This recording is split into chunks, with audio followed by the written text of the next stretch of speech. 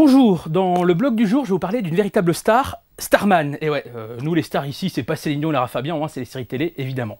Alors Starman, vous connaissez sans doute le titre, puisque c'est évidemment un très célèbre film de John Carpenter, sorti en 1984, avec Jeff Bridges et Karen Allen dans les rôles principaux. Alors Starman, si jamais vous ne vous souvenez pas trop de l'histoire, c'est grosso modo une version adulte et romantique de E.T., puisque Jeff Bridges joue un extraterrestre qui prend forme humaine, qui arrive sur Terre, et qui est poursuivi par les forces de l'ordre. Karen Allen, une humaine dont il va tomber amoureux, va l'aider à traverser les États-Unis, et finalement, à la fin, il s'en va, il retourne sur sa planète, exactement comme à la fin de E.T. Il s'en va, pas tout à fait, puisqu'il revient, quelques années plus tard, donc, dans une série télé, plus sur le grand écran, donc, comme dans le film, mais dans une série dont je vais vous parler aujourd'hui. Alors la série, en fait, est mise à l'antenne sur la chaîne ABC pour la saison 86-87. Il y aura une seule saison, 22 épisodes, mais c'est quand même pas inintéressant, puisque cette série est quand même la suite directe du film. Alors, le réalisateur John Carpenter n'est absolument pas impliqué dans cette version télé.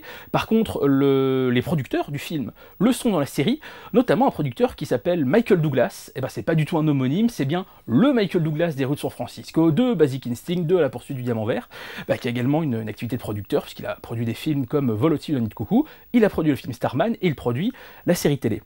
Alors cette série est une suite directe, mais elle se passe 15 ans plus tard, alors que la série est produite 2 ans après le film seulement. Alors pourquoi 15 ans ? En fait, l'idée de cette série, c'est de tirer avantage des rebondissements du film, qui est que l'extraterrestre, joué par Jeff Bridges, conçoit un enfant avec l'héroïne. Et en fait, le principe de la série sera de faire un duo avec cet extraterrestre et son fils, qui est adolescent, donc qui a 15 ans. Forcément, il a fallu 15 ans pour grandir. En fait, le père et le fils vont tout simplement partir à la recherche de la mère qui a disparu, qui ne voulait plus être harcelée par les forces de l'ordre à propos des extraterrestres. Et donc on a un véritable road movie, une road série, avec donc ce père et ce fils qui ne se connaissent pas, puisque le fils a grandi seul dans un orphelinat, et ce père qui est toujours aussi maladroit lorsqu'il est sur Terre, parce qu'il ne sait pas très bien comment fonctionne l'humanité. Ils vont donc devoir apprendre à se connaître et toujours fuir les autorités. Puis ils sont toujours poursuivis par le même agent gouvernemental qui était déjà dans le film, joué par un acteur différent, mais c'est toujours l'agent Fox Mulder, non, l'agent Fox, qui les poursuit. Alors en fait, cette série va vraiment adopter un format relativement classique à la série américaine, mais toujours très efficace, qui est la série de fuite.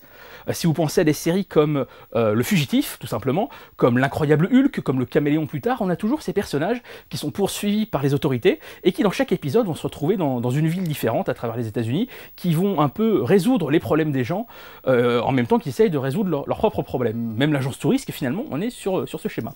Ben, c'est exactement ce qu'on va avoir avec cette série Starman, puisque donc Starman et son fils vont se déplacer à travers les États-Unis.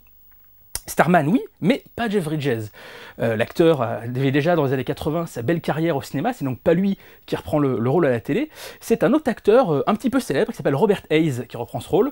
Robert Hays, c'était lui la vedette des films Y a-t-il un pilote dans l'avion ? Alors là, le rôle est assez bien pour lui, parce que finalement, le rôle de Starman mélange un peu le drame et la comédie, puisque on a quand même cet extraterrestre qui n'est pas vraiment habitué à la vie sur Terre, qui fait pas mal de gaffes, et finalement, il est très bien dans le rôle, hein. Franchement, il n'y a pas de quoi regretter Jeff Bridges. Et d'ailleurs, pour justifier ce changement de visage, ils vont tirer parti d'un rebondissement du scénario, parce que dans le film, en fait, si Jeff Bridges tombe amoureux de Karen Allen, c'est parce qu'en fait, il a le physique de son mari qui est décédé. En fait, il a cloné son corps. Et bien, ça va être exactement pareil au début de la série. L'extraterrestre va revenir sur Terre sous une forme immatérielle et il va cloner le corps d'un homme qui vient de décéder, un reporter, un photoreporter. Et ça donne lieu à une magnifique scène dans le premier épisode, justement la scène où apparaît le Starman avec son corps cloné. En fait, le personnage dont il prend l'apparence s'est écrasé avec un hélicoptère dans une montagne enneigée. Et en fait, on va voir les gouttes de sang tomber dans la neige, se répandre dans la neige, on va voir le nouveau corps sortir de la neige. C'est vraiment une scène magnifique, pas vraiment d'énormes effets spéciaux, mais c'est vraiment très réussi, et c'est un peu à l'image de cette série qui finalement n'est pas une série spectaculaire, c'est vraiment un road movie, finalement l'histoire d'un père et d'un fils qui apprennent à se connaître, et on n'est pas du tout dans les effets spéciaux, à ce niveau-là c'est très réussi, même si le rythme est quand même, prend un peu son temps. Donc en fait, au fil des épisodes, ils vont tomber une fois sur une mère et sa fille qui sont un peu comme eux sur la route. On va s'apercevoir que c'est cette mère et cette fille qui sont poursuivis par la police car la mère a enlevé la fille. Dans un autre épisode, c'est le fils de Starman qui va avoir des problèmes à l'école avec ses petits camarades pendant que Starman doit apprendre à lire à un ami à lui adulte mais qui a honte de ne pas savoir lire.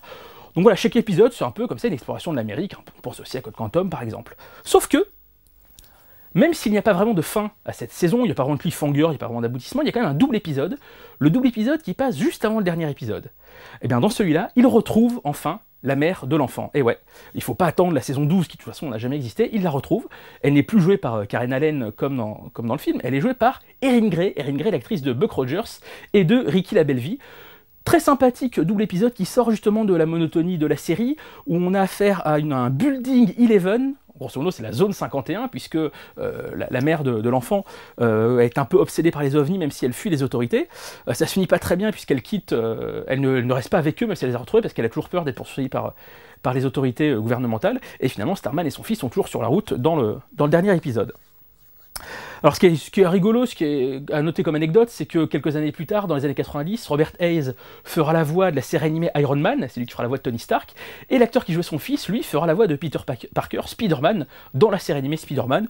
Petite anecdote, mais finalement, ils se sont retrouvés de cette manière en animation. Donc voilà, Starman, petite série sympathique à découvrir si vous avez aimé le film, d'autant que, eh bien, elle est éditée en DVD aux États-Unis chez Sony, qui fait des DVD gravés à la demande, un peu comme Warner. L'intégralité de la série, tous les épisodes.